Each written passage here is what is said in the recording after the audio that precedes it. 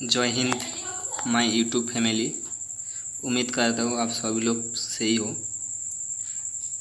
ये है 9 जून का पोर्टफोलियो अपडेट म्यूचुअल फंड की। तो हम लोग देखेंगे इसमें रिटर्न तकरीबन कितना आए हैं।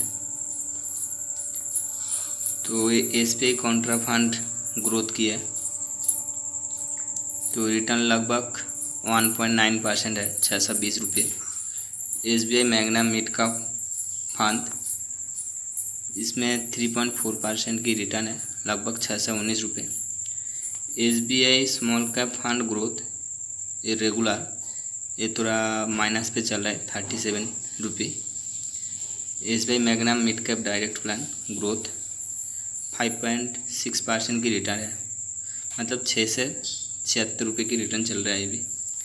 SBI health care opportunities fund growth 210 रुपये की रिटर्न चल रहा है, मतलब 1.8% की अभी रिटर्न है।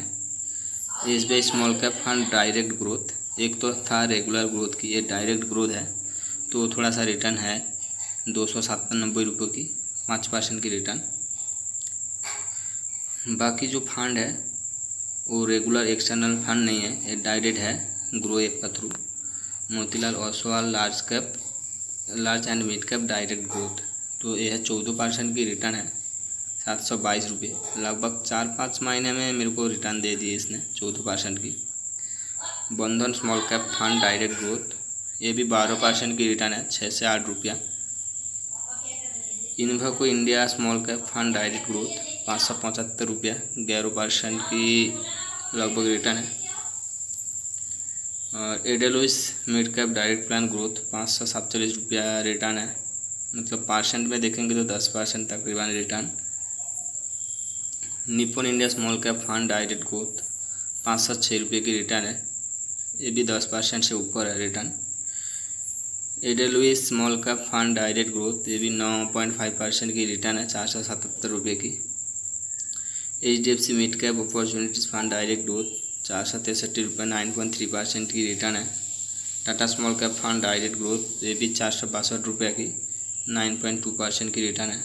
Quant large cap and mid cap direct growth 383 रुपये की रिटर्न है, 7.7%। Motilal Oswal mid cap fund direct growth 366 रुपये का रिटर्न है, तो मतलब 7.3%। जो लोएस्ट रिटर्न है मेरा यही है 7 पॉइंट का, लगभग 10% से ऊपर अभी तक रिटर्न आ गया है हमारा। तो अभी जो नेक्स्ट इंस्टॉलमेंट डेट है हमारा 3 जुलाई को, उसके बाद देखेंगे और पोर्टफोलियो भी अपडेट दिखाएंगे आप लोगों को। आप लोग देखते रहे मेरा portfolio update, and please subscribe नहीं किया तो प्लीज़ सब्सक्राइब एंड सपोर्ट करिए। जय हिंद, थैंक यू।